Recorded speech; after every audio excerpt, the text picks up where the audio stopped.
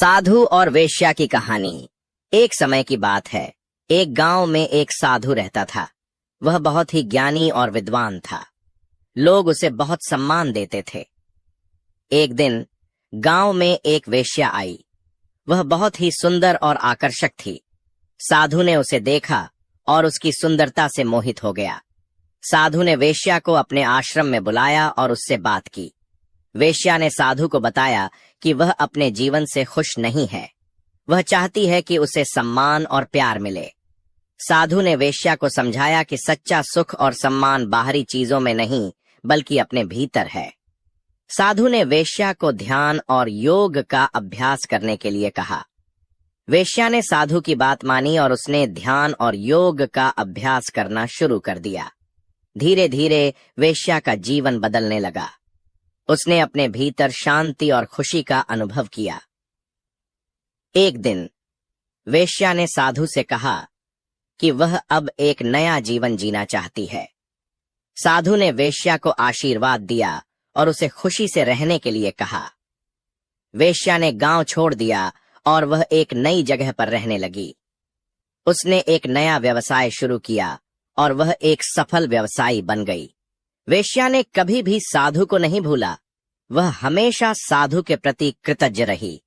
वेश्या ने साधु से जो कुछ भी सीखा था उसे उसने अपने जीवन में अपनाया। वेश्या ने एक सुखी और सम्मानित जीवन व्यतीत किया। कहानी का नैतिक सच्चा सुख और सम्मान बाहरी चीजों में नहीं बल्कि अपने भीतर है। हमें अपने भीतर शांति और खुशी की तलाश करनी चाहिए। कहानी की प्रासंगिकता।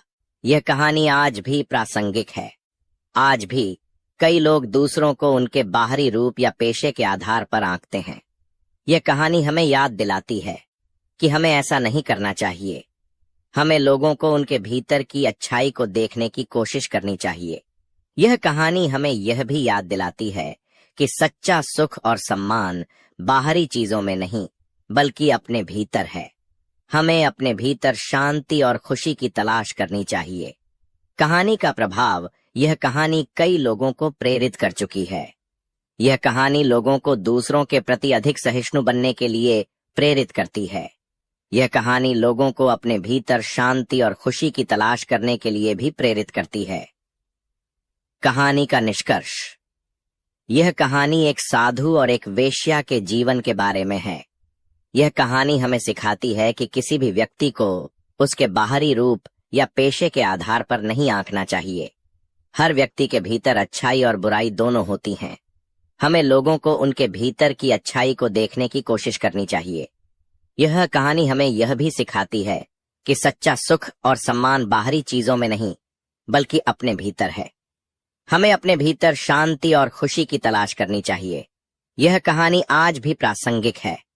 यह कहानी हमें दूसरों के प्रति अधिक सहिष्णु बनने और अपने भीतर शांति और खुशी की तलाश करने के लिए प्रेरित करती है।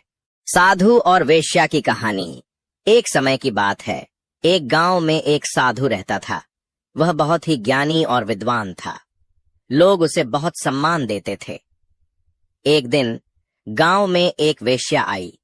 वह बहुत ही सुंदर और आकर्षक थी।